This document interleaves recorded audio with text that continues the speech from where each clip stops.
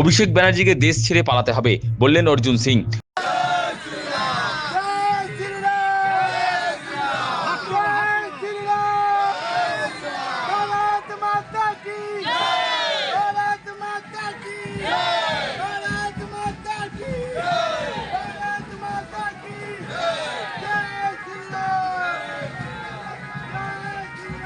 বুধবার নোয়াপাড়ায় দলীয় প্রার্থীর প্রচারে এসে তৃণমূলের second in command Abhishek Banerjee বলেছেন, অর্জুন সিং এর বিরুদ্ধে 119টা এফআইআর আছে, 2-4 মাসে এফআইআর 150 পেরিয়ে যাবে। বৃহস্পতিবার সকালে ভাটপাড়া বিধানসভা কেন্দ্রের কাকিনাড়ায় পুত্র পবন কুমার সিং এর সমর্থনে প্রচারে বেরিয়ে এ প্রসঙ্গে নোয়াপাড়া কেন্দ্রের বিজয়ী প্রার্থী অর্জুন সিং বলেন, এত মামলা নিয়ে তিনি চিন্তিত নন।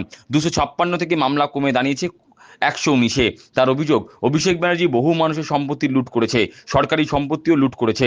ও একটা চোর, ওকে দেশ ছেড়ে পালাতেই হবে।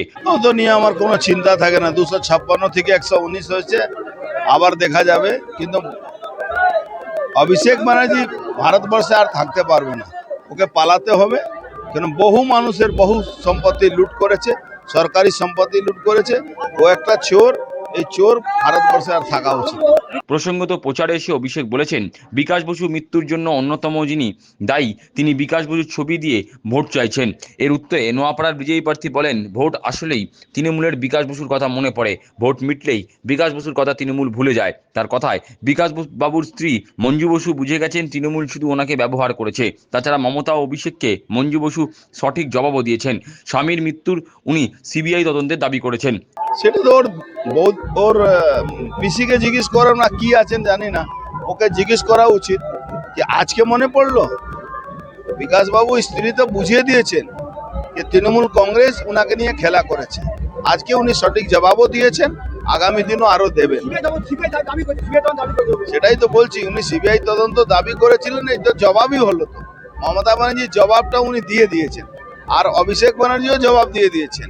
কালকে তো উনি মঞ্জু বোস যিনি বিধায়ক ছিলেন, আজকে নোয়াপাড়া মানুষের কাছে উনি প্রমাণ করে দিয়েছেন যে এরা যারা তৃণমূল কংগ্রেসের লোকেরা, এরা সবসময় মানুষকে ইউজ করে। প্রসঙ্গত অভিষেক আরো বলেছেন, আগামী 4 মে বিজেপি চোখে সর্ষে ফুল দেখবে। এ প্রসঙ্গে অর্জুন সিং বলেন, কে বা কারা চোখে সর্ষে ফুল দেখবে সেটা 4 তারিখে বোঝা যাবে। সেটা দেখা যায় কার ফুল চোখে পড়ছে, বিজেপি পড়ছে না উনার পড়ছে, এটা মানুষ ঠিক করে নেবে। এদিনের প্রচারে হাজির ছিলেন বিজেপির ব্যারাকপুর জেলা সম্পাদক সোহন প্রসাদ চৌধুরী, ভাটপাড়া 1 ও 2 মণ্ডল সভাপতি যথাক্রমে সুমিত চক্রবর্তী ও সুরাজ কুমার সিং, প্রাক্তন কাউন্সিলর কানাই জাসওয়াল, শ্রমিক নেতা বিনয় মণ্ডল, পরমেশ্বর সিং, উমেশ রায়, ভরত যাদব প্রমুখ।